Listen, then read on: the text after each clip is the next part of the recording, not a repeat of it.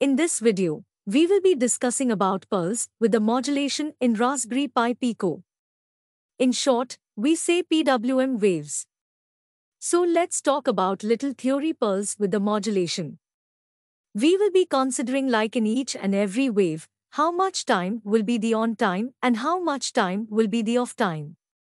That means in duty cycle, if we say 50% is the duty cycle of a wave, then it's 50% that will have a 3.3 volts. And remaining 50% of the time that will be an off time. That means the voltage becomes zero. Now here we need to know two things. One is frequency. Frequency means in a second how many number of waves need to produce, that we call it as frequency. If we set as frequency supposed to be 1, that means in a second there will be one wave will be produced in Raspberry Pi Pico. Frequency means the number of waves that need to produce in a second. Just imagine the case we will be giving the frequency as 1. That means in a 1 second, one wave is produced in that time. If I say the duty cycle is 25%, that means in a 1 second 25% of the time, that is 0.25 seconds, it will be in an on condition, and remaining 75%.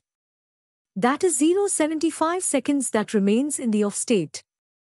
If I say for the 50% duty cycle 50% of the time, that means 0.5 seconds that will be on and 0.5 seconds that will be under the off condition. If I say 75% duty cycle, that means 75% of the time, that is 0.75 seconds it is on time and 0.25 seconds that will be off time. It is very important the on time and off time. If the duty cycle suppose I say 100%, that means the wave is almost on for the end date time. The same we can use to increase the brightness of an LED in our project. The PWM also can be used to control the servo motor. But right now till date Raspberry Pi Pico is not giving a proper library to control the servo motor. Now, let's start with an LED. How we can change the intensity of the LED light using the PWM. This is the pinout diagram of Raspberry Pi Pico. You can find PWM functions are available with having a green color. Is not that means most of all the GPA pins having PWM functions available. For this case, I am using the GPA pin number 15. I just connected a LED to GPA 15 through a resistor. That we know how you can use an LED to connect to any of the GPU. The same way I just made a circuit. Now look into the code side to work with the PWM. We need to import PWM pin function from machine module. I just imported both function. Next, we have to create an object for the LED pin. LED object is creating. Now can use even directly if you are calling PWM, it will work. So from the machine module we are taking PWM function and from the machine module we are accessing the pin and we are assigning pin number 15. That is GPA pin number 15 for the PWM function. Let me run this code I'm keeping into the computer.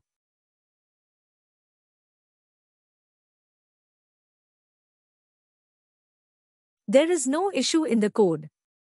Let me use Apple in this time. And we have to say two things. One is the frequency, one is the duty cycle frequency. I said the number of waves wanted to produce in a second. So our object is LED. We wanted to set the frequency. Let me try to use one wave to be produced in 1 second. But this is not supporting. Let's try right now. It's saying that the frequency is too small. It is not working in the case of Raspberry Pi Pico, but that is working in the case of ESP32. Let's see with some other value that we try with 6 waves in a second, that is also too small. Let me try with somewhere 8. So this is working right now. Now, we have created the LED object to the PPA pin number 15 and for the frequency we said 8 waves in a second. That actually makes the brightness of the LED. The brightness can be set or the cycle can be set by giving a value from 0 to its maximum possible 12-bit value, 65,535. You can give that as the maximum possible value. That's we try with the smaller value and we jump into the higher values. We are giving duty. It is giving in 16 bits. So you have to mention that is your 16. I said the 16-bit. So you can go a maximum value up to 65,535. So let me start with a smaller value somewhere around 20. You can't see anything in the case of the LED. Let me increase its value. That is, I just pass nothing. This time I am going to pass some value. Let me give 100. That is not even enough. Let me make a value somewhere 1000. Yes, there is a LED is blinking. But you can see its very fatal level. It has started blinking. So let me go with more value. Just like 5000, compared to the 1000 kilowatt hours. The brightness a little bit increased. Again I am changing with the higher value. Just like 10,000. You can see the brightness again increased. I can give somewhere the value 25,000. Again the brightness is increased. So this time I'm again changing to a higher value somewhere around 40,000. So the brightness has increased. Now I can also change the frequency if I need to change. If I increase the frequency, then we will notable to see that it is blinking. Because the higher frequency the blinking also very fast. So that cannot be identified by human eye normally. Now let's try with some another value. Let me change the frequency somewhere around 100 waves per second. Now the problem is that 100 waves per second that cannot be identified by us because it's too fast. And then I'm going with the maximum somewhere the value that is 60,000 somewhere I'm going. Let me give the duty cycle. It's almost 90.85 to 92 somewhere in that range.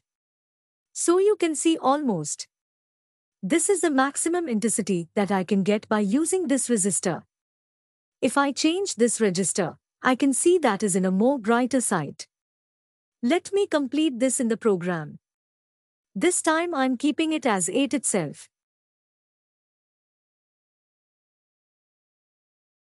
So you can see the wave how it is working.